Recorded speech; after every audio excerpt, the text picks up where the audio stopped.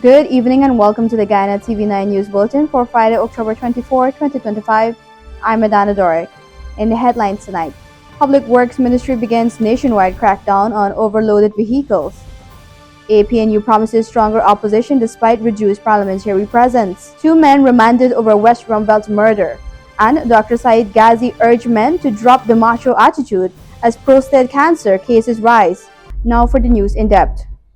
The government of Ghana has begun enforcing new weight restrictions for trucks, limiting loads to 15 tons per axle. The initiative, announced by Minister of Public Works Juan Edgehill on Thursday, aims to protect the nation's roads and bridges from early deterioration caused by overloaded vehicles. Minister Edgehill said the enforcement exercise has already started on High Street in Georgetown, where ministry officials working alongside traffic police conducted random inspections using newly installed weigh-in motion scales. He explained that mobile enforcement teams will be deployed across the country in coming days to ensure full compliance. Truckers transporting sand, loam, cement, or agricultural produce will face immediate penalties if found exceeding the legal limit. Once you are caught carrying more than 15 tons per axle, you remain parked right where we get until you remove the weight, then you will be prosecuted by the police as well. So we're giving everybody notice. In the next couple of days, we will be documenting as we go along. Actual enforcement will begin once these 48 hours of trial are completed and all the sandpit owners, pit owners, quarry operators, service providers, and all owners, the maximum load that will be allowed is 15 tons per axle. If persons believe that this is a joke, we will clamp the trucks. We will impound the trucks. Minister Edgehill said truck operators will be given a 48-hour grace period to make the necessary adjustments before strict enforcement begins. We would expect in the next 48 hours as we roll this out, everybody will bring themselves in order. And I repeat, everybody will bring themselves in order. And after that 48 hours of grace, and getting a chance to see what is going on, we will have to start going in strict compliance. So yes, the government, through the Ministry of Public Works, have started enforcement of regulations of 15 tons per axle and use of weigh-in motion scales to determine the weight of trucks and to ensure we safeguard our highways, our roads, and our bridges. Edgehill added that inspectors will also visit communities where heavy trucks have been damaging village roads as part of a broader effort to hold transport operators accountable. The initiative represents the government's latest move to protect Ghana's growing infrastructure network and ensure public funds invested in road and bridge development are preserved for a long-term use. Adana Dora, Ghana TV9 News. As Ghana prepares to observe Road Safety Month 2025, traffic officials are intensifying efforts to curb accidents and promote safer road use. On the latest episode of Road Safety and You, Superintendent Clark and Assistant Superintendent Henry of the Ghana Police Force underscore that saving lives on the road demands a collective effort from all citizens. Our enforcement exercises are being done on a daily basis. We are also educating members of the public on a daily basis. We are going to schools, ensuring that we educate our younger folks at the schools, because we do believe children live the way they learn, and we wish to nip it in the bud at the embryonic stage. So as it is, Mr. Lambert, we continue to do our enforcement, we continue to do our education, and we are just asking for members of the public, because the police cannot do it alone. We're just asking members of the public to ensure they use the road in accordance to law. Clark noted that daily enforcement and education initiatives, including outreach in schools, continue to form a key part in the force's road safety strategy. However, he emphasized that community cooperation remains vital in reducing accidents. Meanwhile, Assistant Superintendent Henry highlighted the Traffic Education Department's proactive outreach efforts aimed at educating all categories of road users. We planning to do our flyers and we pamphlets and we do our distribution, raise awareness, and also we plan our exhibitions too. Also, we go into different location and do this exhibition. We plan to go to Parika market area. We have Stabrook market areas and all these. We have Monrepo market, and we go in and extend straight up to Borbis Rosa market. Right, so with that message, we try to get the message out so we could sensitize the members of the public about the culture and the way of use the road. Daily, every day, we see how person use the road, right? And with that, know that we still have to continue to spread the message of safety too. So whether we walk, whether we ride or we drive, let us all continue to practice road safely to stay alive. Henry explained that the department is using social media, distributing flyers, and hosting public exhibitions at high traffic areas such as Parika, Stabrook, Monrepo, and Border markets. These initiatives are designed to raise awareness, influence behavior, and build a culture of safe driving, riding, and walking. Both officers reminded citizens that education, enforcement, and community involvement must work hand in hand to prevent road deaths. The public is being urged to wear helmets, use pedestrian crossings, and exercise patience on the road. Echoing this year's theme, careful driving saves lives. Faith Sandy, Guyana TV9 News. Prostate cancer is claiming more lives, not just because of biology, but because of bravado. That's the warning from Dr. Saeed Ghazi, who says too many men are allowing fear, denial, and misplaced pride to stand in the way of early screening, the very step that could save their lives. Appearing on the Starting Point podcast, Dr. Ghazi highlighted a troubling rise in prostate cancer cases, linking it directly to the reluctance of men to visit the doctor. He explained that prostate cancer is now the second most common cancer among men, surpassed only by lung cancer, yet regular health checks remains low. That number increase, a part is because of the men who think they are machos and they don't want to go to doctors for screening.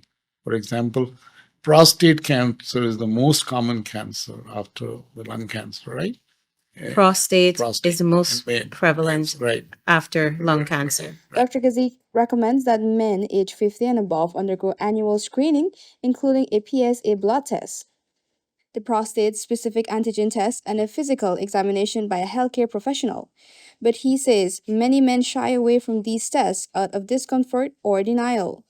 And by the time they finally do, it's often too late. Different than they screen the people who do have suspicious masses or things in the prostate have to go through biopsy, and that's when they don't want to do that and they run away from that. So there are there are men who ignore themselves also. Prostate is a very common thing. Normally, most of the prostate enlargements are benign. Benign means they're not cancers. It's just with age, prostate increase in size. Dr. Ghazi explained that prostate enlargement is often a natural part of aging, with the gland growing from the size of a walnut to that of a grapefruit, and not all cases are cancerous. However, he warned that unhealthy habits such as smoking, poor diet, and unmanaged diabetes can heighten the risk. Dr. Ghazi is calling on men to put their pride aside and take charge of their health. He insists that regular screening is the best defense against prostate cancer and that early detection makes all the difference between a simple treatment and a fatal delay. Adana Doric and TV9 News. Two men, 27-year-old Shaquille Wilberg and 28-year-old Akandi Ross, were on Friday remanded to prison for the fatal shooting of 24-year-old Fennell Brewster at her West Rumveld home last Sunday night. They appeared before Magistrate Leron Daly at the Georgetown Magistrate Court, where they were charged with murder and remanded until November 18th. Investigators recovered the motorcycle allegedly used by the gunman, and CCTV footage helped identify the suspects, both of whom are well known to police. Wilberg previously served 4 years for armed robbery, while Ross faced robbery under armed charges in 2020. On the night of the shooting, Brewster's 31-year-old brother was confronted by the armed men while returning home on his black XR motorcycle. During the struggle, Brewster was shot twice and pronounced dead, On arrival at the Georgetown Public Hospital Corporation (GPHC), the suspects fled without taking any property, and a 9 mm spent shell was recovered at the scene. More news after the break. Stay tuned. Guyana Channel 9 is now Guy TV9, proudly under new management. We're building stronger with a balanced and open platform for all advertisers. Whether you're promoting a business, service, or event, your message belongs right here. So choose your spot, news, prime time, or anytime, and reach viewers across Guyana. With affordable rates and professional service, Guy TV9 is your partner in progress. So visit us at Lot 21A, Lamaha Street, Georgetown, in the Century 21 building, or call 600-5006 or 761-5006. Guyana TV9. New leadership, fresh outlook, real results. Celebrate Christmas the Guyanese way with 7 days of magic and adventure. Feel the streets come alive with lights, decor, and carols. Share in the delicious joy of favorites like pepper pot, black cake, and even ginger beer. Then explore Guyana's attractions, the majestic kite show, scenic tour on the Demerara Essequibo, and Mahaika rivers. 7 days, one unforgettable Christmas. Join us. Let's discover Guyana this Christmas.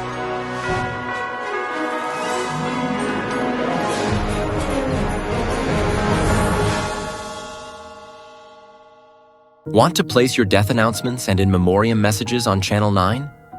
Call 592-761-5006, 710-5008, 600-5006.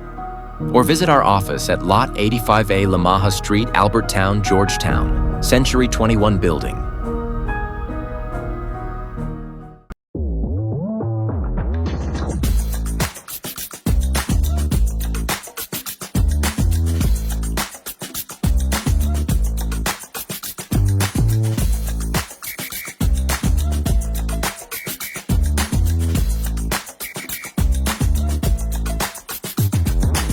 Welcome back. You're watching Guyana TV9 News Bulletin. Bungti Farm Limited, Guyana's largest poultry producer, is not just feeding the nation, it's transforming the country's agricultural landscape. With over 6 decades of excellence, the company is expanding beyond poultry production into large-scale agro-industrial development, driving local feed security, environmental responsibility, and regional export growth. At the heart of this transformation is Bounty Farm's ambitious corn and grain expansion project. Since 2021, the company has planted 7,500 acres, investing more than 10 million US dollars to boost local feed production for its poultry operations. By 2027, Bounty Farm expects to reach full capacity of 15,000 acres, cutting reliance on imported grain and reducing production costs. The initiative also positions Guyana as a regional leader in feed production, with potential to export surplus grain across the Caribbean. Improvements in logistics and the gas to energy project are also expected to enhance efficiency, lowering electricity costs, and supporting the cost effective movement of feed and other agricultural products. We have the capacity at our farm to do about 15,000 acres, and we'll be greater than 50% of that by 2026. By 2027, we'll probably be planting the full land given to us. So that's what we can expect, like full maturity of the project. So we'll be stabilized in terms of land available to us, but it's not the end of it. If we do a good enough job, we'll probably seek some further support of other lands in close proximity that we could expand it, because the idea is to be able to become self-reliant, self-sufficient, best quality product, save on resources, provide employment, all of the things that are necessarily work in harmony with the environment. Bounty Farms expansion is grounded in a strong commitment to environmental stewardship. All development is taking place on savanna lands, ensuring that Guyana's pristine forests remain untouched. Through sustainable feed production and the use of controlled environment poultry houses, the company is improving productivity while protecting natural resources. Bounty Farm's approach sets a regional benchmark for how large scale agriculture can grow in harmony with the environment. So part of our core values is we will not deforest lands. Mhm. We use only the savanna lands available, which are not necessarily the best quality soils, but we've been able to work with it and develop it in a positive manner. And I think that we'll become an exporter probably before 2027 of grain. To what extent it is left to be seen.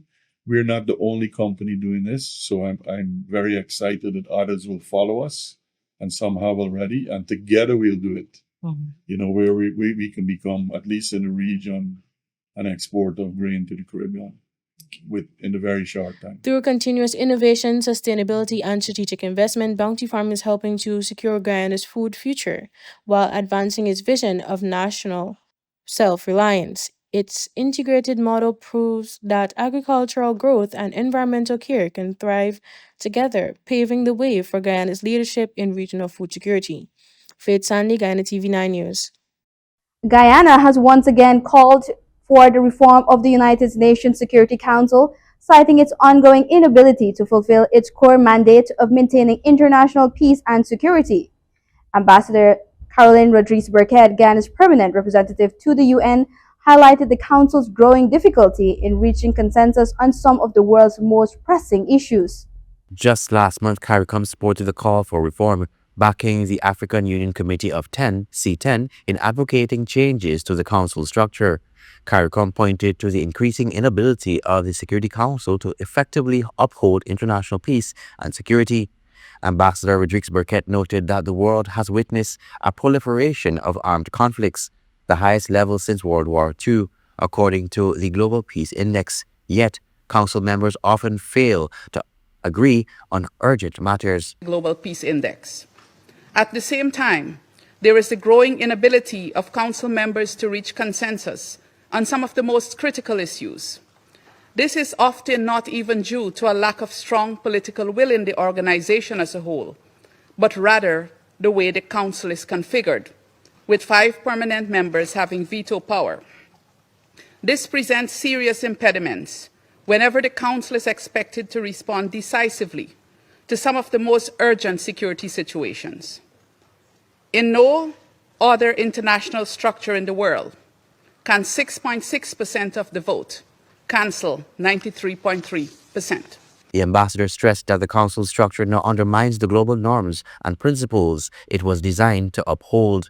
She noted that the world has changed significantly over the past 8 decades, but the council has not adapted to reflect these shifts. Correcting the underrepresentation of certain regions must be central to any reform plan.